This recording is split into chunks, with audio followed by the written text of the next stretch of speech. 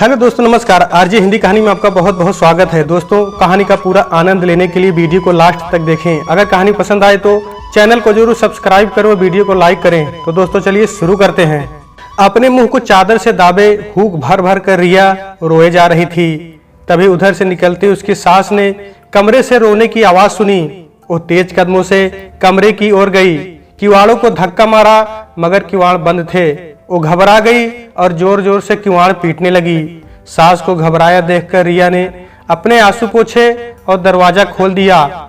उसकी सास कमला ने कहा, क्या हुआ बहू? बहू अपने आंसुओं को छुपाने का भरसक प्रयास कर रही थी, किंतु आंखों से आंसू निकलने के लिए बेताब थे। कमला बोली, क्या हुआ बहू? तू कुछ बोल क्यों नहीं रही? क्या फिर से रोशन ने कुछ कहा तुझसे? इतना सुनते ही रिया हूक भर कर रोते हुए माँ से लिपट गई। माँ बहुत परेशान थी। आखिर बात क्या है? इतना परेशान तो बहू पहले कभी नहीं होती थी। उसने उसे शांत करते हुए कहा, तू बता ना क्या बात है? मेरा तो दम निकला जा रहा है। बेचारी रिया माँ को संभाले या अपने को। उसने रोते रोते एक कागज माँ को हाथ में दे दिया। माँ अनपढ़ थी, वो उसे पढ़ ना पाई। उसने रिया से ही प्रश्न किया, यह क्या है? तू बता क्या है यह? रिया जोर जोर से रोने लगी। माँ की घबराहट और बढ़ी तो वो बेड पर बैठ गई। बोली, जल्दी बता बेटी, मेरी जान निकली जा रही है। सब खैरियत तो है ना? रिया बोली, आपके बेटे ने एक तलाक का कागज मुझे दस्तखत करने के लिए दिया है और कहा है कि इस पर दस्तखत करके मुझे दे दो। मैं अब और तुम्हारे साथ नहीं रह सकता। अरे कैसे नहीं रह सकता? ये कोई गुड्डे गुड़िया का ब्याह है क्या जो तलाक दे दो? वो तुम्हारे साथ नहीं रह सकता तो किसके साथ रहेगा? इस मरे का तो कुछ ज्यादा ही दिमाग खराब हुआ जा रहा है। पर तू चिंता ना कर, मैं बाबूजी से बात करूंगी। नहीं होगा तो तेरे बाबूजी समझाएंगे उसे। मैं जानती हूँ वो अभी नादान है, हमारे समझाने से समझ जाएगा। तू चिंता ना कर, हम है ना तेरे साथ। तू क्यों परेशान होती है? तलाक के कागज ने माँ के माथे पर चिंता की गहरी लकीरें डाल दी। वो उठते हुए उस कागज को लेकर रिया को सांत्वना देते हुए कमरे से बाहर चली गई।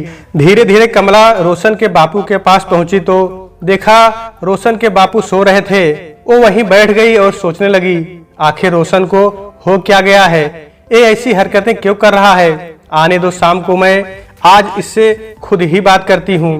कितने अरमानों से मैंने इसे पाल पोस कर बड़ा किया और कितनी खुशियों से रिया के साथ इसका विवाह किया। सभी कुछ तो देखा था इसके बाबूजी ने, घर परिवार, खानदान, आवभगत, इज्जत, सब कुछ। तो फिर ये ऐसा क्यों करता है? भले घर के इंसान है बहू के घर वाले। और रिया तो हम दोनों की जान है। जब से आई है कितना कुछ बदल दिया है। हमारे घर परिवार को कितना ख्याल रखती है हमारा, और देखने भालने में भी तो बुरी नहीं है। यही सब बातें उसके दिमाग में तैरे जा रही थी। अकेली बैठी कमला बाबूजी के जागने का इंतजार कर रही थी। कमला बाबूजी के मुंह की तरफ देखती तो सोचती, आखिर इन्हें क्यों जगाऊं? पूरी उम्र तो काम ही करते रहे हैं, अब चैन की नींद सोए हैं तो मैं इन्हें जगा दूं? अरे ऐसी भी कोई इमरजेंसी नहीं है, थोड़ी बहुत देर में जागेंगे तो बात कर लूंगी। कमला बाबूजी को निहारते निहारते अपने पुराने दिनों की यादों में खोई रही। कुछ समय बाद रोशन के बाबूजी उठे तो देखा बड़ी चिंतित मुद्रा में कमला उनके पैरों के पास हाथ में कागज लिए बैठी है। अरे क्या हुआ? तुम कब से बैठी हो? आराम ही कर लेती। बाबूजी ने कहा, क्या आराम कर लूं? मेरी जिंदगी में आराम कहाँ, अब तो मरकर ही आराम मिलेगा। कमला ने कहा, अरे आज यह कैसी बातें करने लगी तू? मरे तेरे दुश्मन, तू मर कर क्या मेरा बुढ़ापा खराब करेगी? तू नहीं जानती तेरे बिना मैं कुछ दिन भी ना जी सकूंगा। खैर छोड़, तू ये बता हाथ में क्या लिए बैठी है? दिखा। कमला ने कागज आगे बढ़ाते हुए चिंतित स्वर में कहा, बैठी क्या हूँ, अपने को कोस रही हूँ जो ऐसी औलाद को जन्म दिया। देखो आपका बेटा यह तलाक का कागज बहू को दस्तखत करने के लिए दे गया है। तलाक? ये क्या कह रही है तू? दिखा दिखा, मैं भी तो देखूं। तू कहीं कोई बूढ़े से मजाक तो नहीं कर रही? कहीं सठिया तो नहीं गई? रोशन और तलाक, उसका दिमाग तो खराब नहीं हो गया? रोशन के बाबूजी ने बड़बड़ाते हुए कमला से कागज ले लिया और जैसे उसे पढ़ा उनके होश गुम हो गए। एक बुत की भांति उस कागज को देखते रह गए। आंखें भर आई और चश्मा उतार कर अपनी आंखों को पोंछते हुए कुछ साहस बटोर कर कहने लगे, ये रोशन है कहाँ? जरा इसे बुला मेरे पास, मैं भी तो बात करूं इससे। कमला बोली, रोशन अभी घर पर नहीं है, जब आएगा तो बुला दूंगी। बाबूजी बोले, कमला अब तू जाकर एक कप चाय बना ला, मेरा सर दर्द करने लगा। कमला रसोई में चाय बनाने चली, तभी रिया ने माँ के हाथ से भगोना ले लिया और कहा, माँ तुमने मुझसे कह दिया होता, अब क्या तुम्हारे काम करने के दिन है? तुम आराम करो, मेरे रहते तुम काम ना किया करो, मुझे अच्छा नहीं लगता। माँ ने एक टक रिया की ओर देखा और उसे अपने सीने से लगा लिया। थोड़ी देर बाद बोली, जीती रह बहू, भगवान ऐसी बहू सबको दे। कहते हुए आंखें नम और गला भर आया। थोड़ी देर में माँ और बाबूजी के लिए गर्म चाय लेकर रिया बैठक में आ गई। बाबूजी ने उसे टोका, रिया बहू ये सब क्या है? तूने मुझे पहले से कुछ क्यों नहीं बताया? तू भी तो ना। रिया ने बीच में ही टोकते हुए घूंघट की आड़ से कहा, बाबूजी आप चाय पी लीजिए और लेट जाइए, आपके माथे पर बाम लगा दूं, ये बात फिर कभी कर लीजिए। बाबूजी चाय पीने लगे। रिया अपने कमरे में चली गई। बाबूजी चाय पीते पीते कमला से कहने लगे, देख जरा अपनी बहू को कितनी गुणवती है, और एक हमारे साहबजादे हैं जो उसके साथ रहना नहीं चाहते। ऐसे नालायकों के लिए तो ऐसी बहुएं होनी ही नहीं चाहिए। शाम हुई, जैसे ही रोशन ने घर में प्रवेश किया, उसके बाबूजी ने उसे आवाज लगाई, रोशन इधर आ, मुझे तुझसे कुछ बातें करनी है। बाबूजी की आवाज सुनकर रोशन सीधे बाबूजी के कमरे की ओर बढ़ गया। बाबूजी को देखते ही बोला, जी बाबूजी आपने मुझे बुलाया? बाबूजी ने कागज दिखाते हुए कहा, ये क्या है रोशन? रोशन उस कागज को देखता ही रहा और कुछ ना बोला।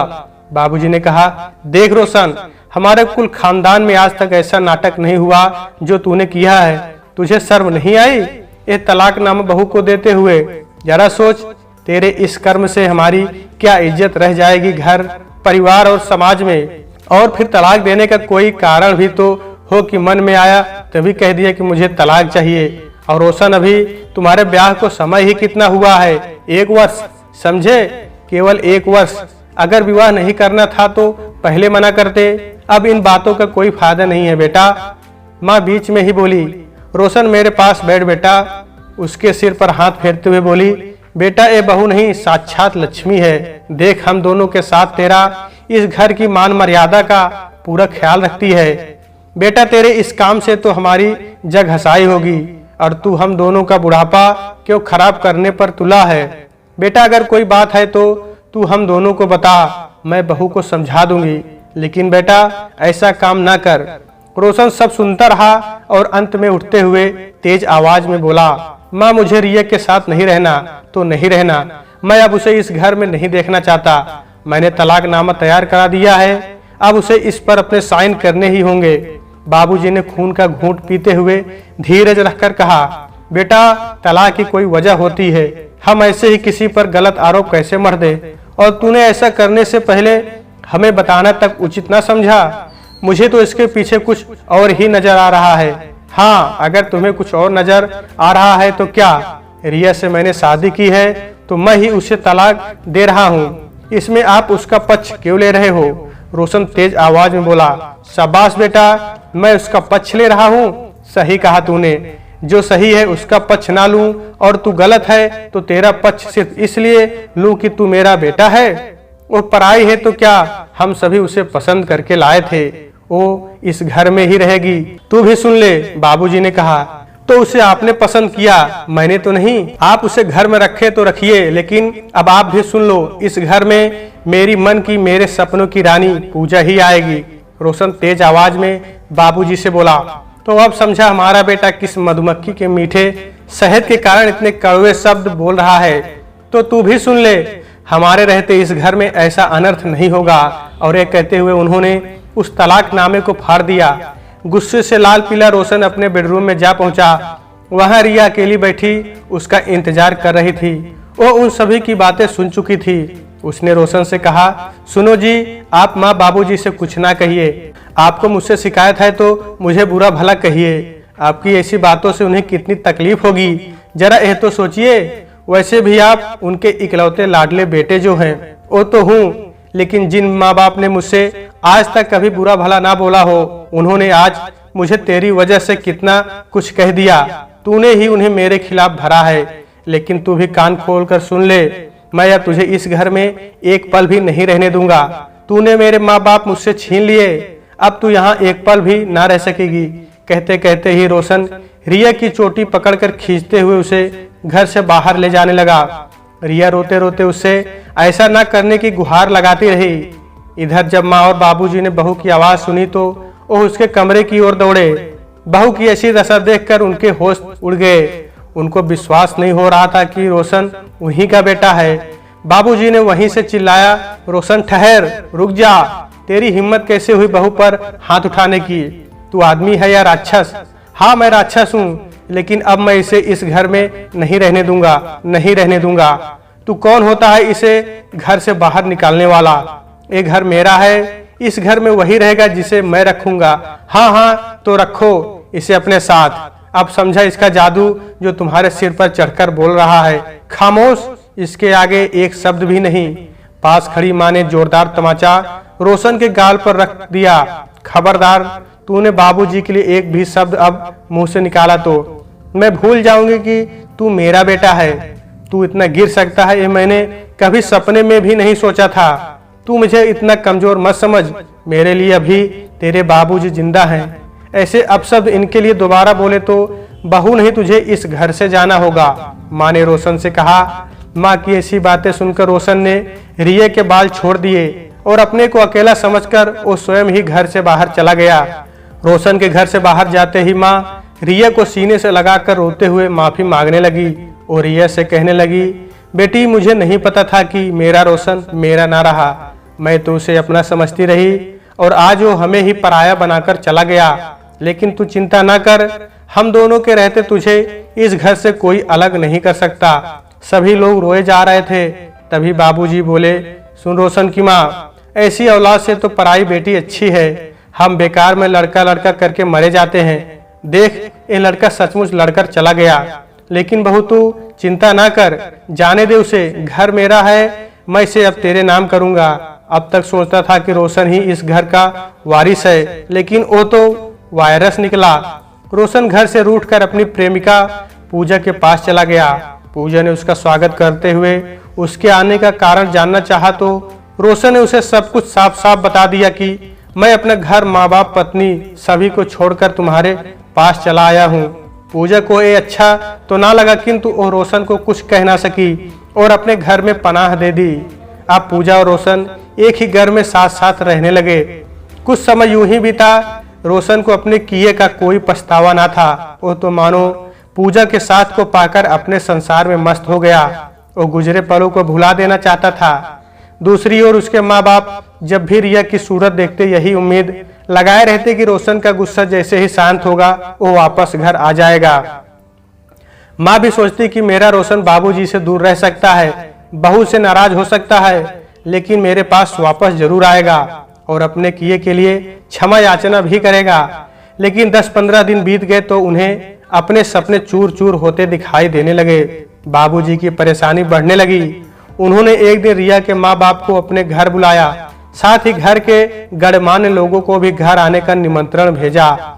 सभी लोग अचानक आए इस निमंत्रण से हैरान थे कि आखिर माजरा क्या है। समय पर घर में सभी लोग आ पहुंचे। उधर रिया और माँ भी ना समझ पा रही थी बाबूजी के मन में चल क्या रहा है। घर के हॉल में खाने आदि से निवृत्त होने के बाद बाबूजी ने कहा, आज मुझे आप सभी लोगों से कुछ सलाह लेनी है और रिया के भविष्य का फैसला करना है। इतना सुनते ही रिया के माँ बाप के साथ सभी लोगों के मन में डर व्याप्त हो गया। वे सोचने लगे शायद बाबूजी बहू को कुछ कहने वाले हैं या घर से निकालने वाले हैं। तभी तो उन्होंने इसके माँ बाप को भी बुलवाया है। सभी के मन में एक ही भाव था कि आजकल की बहुएं भी ना घर को निभाना ही नहीं चाहती। तभी बाबूजी ने गंभीर स्वर में कहा, समधी जी, मैं आपके साथ साथ अपने सभी गणमान्य लोगों का दोषी हूँ। आज मैं अपनी और कमला की तरफ से आप सभी से क्षमा मांगता हूँ। मेरे घर में हम दोनों के रहते हुए मेरे नालायक बेटे ने न सिर्फ मेरी बहू का अपमान किया, बल्कि हम दोनों के दिलों को भी ठेस पहुंचाई। मुझे आप लोगों के सामने ये कहते हुए कोई शर्म नहीं कि मेरी बहू तो सीता है, पर मेरा रोशन कभी राम ना बन सका। वह दूसरी लड़की के लिए बहू और इस घर को छोड़कर चला गया। इतना सुनते ही सभी की आंखें फटी की फटी रह गईं। उन्होंने एक स्वर में कहा, बाबूजी, रोशन ने ऐसा किया? सुनते ही बाबूजी की आंखों में आंसू आ गए। वो उन्हें पूछते हुए बोले, आज हमें अपनी बहू के भविष्य के बारे में आप लोगों से राय लेनी है। ये मेरी ही नहीं, आप सभी की जिम्मेदारी है। इतना सुनते ही रिया के माँ बाप का दिल बैठ गया। वो कभी बाबूजी को देखते तो कभी अपनी बेटी रिया को, और सोचते इतना सब हो गया और बेटी ने कभी कुछ नहीं बताया। खैर कुछ देर में सभी लोग संभले और बाबूजी से कहा, बाबूजी, क्या रोशन को आपने समझाया नहीं कि शरीफ घर के लोग ऐसी हरकतें नहीं करते? बाबूजी ने कहा, मैंने और कमला ने उसे बहुत समझाया, लेकिन वो अब क्या और कैसे कहूँ। समधी जी ने कहा, बाबूजी, एक बार आप रोशन को हम सबके सामने बुला लेते तो हम सभी उसे समझाते, शायद वो हम लोगों की बात मान जाए। बाबूजी बोले, मैंने रोशन और वकील साहब दोनों को बुलाया है, वो आते ही होंगे। आप लोग अपना प्रयास कर लें, इसलिए मैंने आप सभी को यहाँ बुलाया है। एक आखिरी प्रयास और कर लीजिए, शायद एक घर बस जाए। एक कहकर बाबूजी वहां से दूसरे कमरे में चले गए। सभी लोग आपस में मंत्रण कर ही रहे थे कि घर का दरवाजा खुला। देखा तो सामने से रोशन आ रहा था। आज उसकी चाल ढाल बदली बदली सी थी। रोशन की माँ ने कहा, बेटा बैठ, तू तो अभी भी मुझसे नाराज है, बैठ बैठ, मेरे पास बैठ। रोशन माँ के पास की कुर्सी पर बैठ गया। सभी लोगों को देखकर उसका मन उत्तेजित हो गया। वो सोचने लगा कि बाबूजी ने मेरा तमाशा बना दिया। मैं घर नहीं, अदालत में एक कैदी की तरह आया हूँ। सोच ही रहा था कि रोशन के फूफा ने कहा, बेटा ये सब क्या है? अब तुम बड़े हो गए हो, शादीशुदा हो, ऐसी विचारधारा तुम्हें शोभा नहीं देती। अन्य लोगों ने भी उससे अपने अपने तरीके से अपनी बातें कही, लेकिन रोशन पर तो जैसे इन बातों का कोई प्रभाव ही नहीं पड़ रहा था। समय बीता जा रहा था। दोनों लोग अपने अपने तर्क पेश कर रहे थे और अंत में रोशन ने कहा, मैं आप लोगों की पंचायत में पढ़ना नहीं चाहता। मुझे कहना था सो मैंने कह दिया। मैं पूजा के साथ बहुत सुखी हूँ, अब मैं उसको नहीं छोड़ सकता। रिया के बूढ़े बाप ने उसके पैर पकड़ लिए, बोले, बेटा ऐसा ना करो, मेरी बेटी का सोचो, मुझ गरीब पर दया करो। कहाँ जाएगी हो? मैं किस मुंह से घर जाऊंगा? क्या कहूंगा गांव वालों को? सब मेरी लड़की का ही दोष मानेंगे। कैसे बीतेगी इसकी जिंदगी? कौन शादी करेगा इससे? तरह तरह की मिन्नतें करते रिया के बापू को धकेलते हुए रोशन बोला, तुम्हें इसकी चिंता की क्या जरूरत है? इसके लिए तो बाबूजी है ना। इतना सुनते ही सभी लोग सन्न रह गए। बाबूजी वकील साहब के साथ कमरे से बाहर आ गए। बूढ़ी माँ बैठी की बैठी रह गई। बाबूजी ने कहा, नालायक, तुझसे मुझे और आशा भी क्या करनी चाहिए? तुझ पर तो इश्क का भूत सवार है ना। आप लोगों ने सुन और देख लिया इसका व्यवहार, ये सब कुछ भूल गया, मान मर्यादा सब कुछ। तू एक के लिए पूरा परिवार छोड़ सकता है, तो आज मैं भी सभी लोगों के सामने यह घोषणा करता हूं कि आज से और अभी से तेरा इस घर और परिवार से कोई वास्ता नहीं। मेरे घर बार, गहने, रुपए, पैसे, यहाँ तक कि मुझ पर और कमला पर भी तेरा कोई अधिकार नहीं है। मैंने अपनी वसीयतनामा में सब कुछ लिख दिया है। वकील साहब, अपनी कानूनी कार्रवाई पूरी कीजिए। वकील साहब ने सारी शर्तें वसीयतनामा में पहले से ही लिख रखी थी। उस पर बाबूजी के हस्ताक्षर के साथ गवाहों के हस्ताक्षर भी वकील साहब ने करा लिए। इतने पर भी रोशन ने एक कहते हुए घर छोड़ा कि तुम्हें जो करना है वो करो, मेरा तुमसे कोई वास्ता नहीं। अरे, जब तुम मुझे अपना ही नहीं समझते हो तो मैं भी तुम्हें अपना नहीं समझता। तुम लोगों से तो पूजा और उसके परिवार वाले ही अच्छी हैं, जिन्होंने मुझे अपना समझा। रोशन के जाने के बाद सभी लोग दुखी मन से विदा हो गए। अब रिया, उसके माता पिता और सास ससुर ही घर पर रह गए। बाबूजी ने कहा, समधी जी, हम बहुत शर्मिंदा हैं। अब आप रिया को अपने साथ ले जा सकते हैं। हमारी तरफ से वो स्वतंत्र है। रिया के पिता ने उनके हाथ जोड़े और निर्णय को रिया पर छोड़ दिया। अब रिया की सास ने उसका बैग तैयार कर दिया तो रिया अपने माँ बाप को छोड़कर अपनी सास को गले लगाते हुए बोली, माँ, मैं तुम लोगों को छोड़कर कहीं नहीं जाऊंगी। तुमने मेरे लिए अपने लड़के को त्यागा और मैं अपने घर चली जाऊं? नहीं माँ, नहीं। अब एक घर ही मेरा घर है। ऐसी ससुराल हर एक को नहीं मिलती। मैं आज धन्य हो गई जो मुझे एक नहीं दो दो माँ बाप मिले। आपने अपने वसूलों के लिए अपना बेटा छोड़ा और मैं अपने धर्म की खातिर अपना मायका छोड़ रही हूँ। बापू आप जाओ, अब यह घर ही मेरा अपना घर है। ये माँ बाप आपसे बढ़कर हैं, अब मुझे इनकी सेवा का दायित्व उठाने दो। रिया के माँ बाप ने जब रिया की ऐसी बातें सुनी तो उन्होंने अपनी बेटी को सीने से लगाते हुए कहा, बेटी आज मैं धन्य हो गया। आज तूने हमारे घर की ही नहीं बल्कि दोनों घरों की लाज रख ली। मुझे खुशी है कि तूने एक घर चुना। खुश रहे मेरी बच्ची, खुश रह। वो ये कहते हुए अपने अपने घर वापस चले गए। इधर रिया अपने सास ससुर का पहले से ज्यादा ध्यान रखने लगी। अपने सास ससुर की आज्ञा पाकर उसने एक स्कूल में टीचिंग भी करना प्रारंभ कर दिया। उधर पूजा और रोशन में खटपट रहने लगी। इस कारण पूजा ने रोशन को छोड़ दिया। उसने उससे कहा, जब तुम अपने माँ बाप के ना हो सके, जिन्होंने तुझे जन्म दिया, तो मेरे क्या होगे? तुम मुझसे नहीं मेरी दौलत से प्यार करते हो। तुम्हारी अब हैसियत ही क्या है? आज रोशन काफी परेशान था। उसे अपने किए का पश्चाताप होने लगा।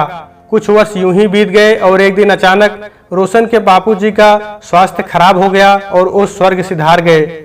जब अपने बाप की मृत्यु का समाचार रोशन को मिला तो वो दुखी मन से अपने घर पहुंचा, जहां उसके बाबूजी का शव रखा हुआ था। रोशन को देखकर सभी घर वाले चकित रह गए। रोशन आंखों में आंसू लिए गर्दन झुकाए अपने बाबूजी को देखता रहा और उनके पैरों पर गिरकर फूट फूट कर रोने लगा। जब उसके बाबूजी को ले जाया जाने लगा तो वो उन्हें कंधा देने के लिए जैसे ही आगे बढ़ा, उसकी मां कमला ने उसे रोक दिया और कहा, मैं अपने पति को अपरिचित लोगों के कंधे पर विदा नहीं करना चाहती। इनको कंधा देने के लिए इनका बेटा है ना। सभी लोग कमला की ओर देखने लगे और तभी कमला ने रिया को आवाज देते हुए कहा, रिया जा बेटा, अपने बाबूजी की इन रस्मों को पूरा कर। वो तो तुझे अपना बेटा ही मानते थे ना, तो तू ही उन्हें मुखाग्नि देना। ये सुनकर रोशन के अलावा वहां उपस्थित सभी लोग दंग रह गए। वो उनकी शव यात्रा में शामिल तो हुआ, किंतु लड़का होने का फर्ज अदा ना कर सका। दाह संस्कार के बाद सभी लोग वापस घर आ गए, किंतु रोशन वहीं बैठा बाबूजी की चिता को एकटक जलते देखता रहा। उसका सारा अहंकार उस चिता के साथ जलकर राख हो गया। वो हाथ उठाकर आकाश की ओर देखने लगा और सोचने लगा, प्रभु मैं भी कैसा बदनसीब हूँ जिसके दोनों हाथ भरे होने के बाद भी आज खाली है। सच में मैं आज अपनी इस दशा का स्वयं जिम्मेदार हूँ। मुझे इससे भी कठोर सजा दे। मैंने सबका दिल दुखाया, मुझे भला तू कैसे माफ कर सकता है? सब कुछ होते हुए भी वो दुखी रहा, हमेशा दुखी। उसे कुछ भी हासिल ना हो सका। रोशन की इस भूल का प्रायश्चित फिर कभी संभव ना हो पाया, कभी नहीं। तो दोस्तों आज के वीडियो में बस इतना ही। कहानी आपको कैसी लगी कमेंट बॉक्स में जरूर बताइएगा। अगर कहानी पसंद आई है तो कृपया चैनल को जरूर सब्सक्राइब करें और वीडियो को लाइक करें। तो दोस्तों आपसे फिर मिलते हैं अगले वीडियो में, तब तक के लिए नमस्कार।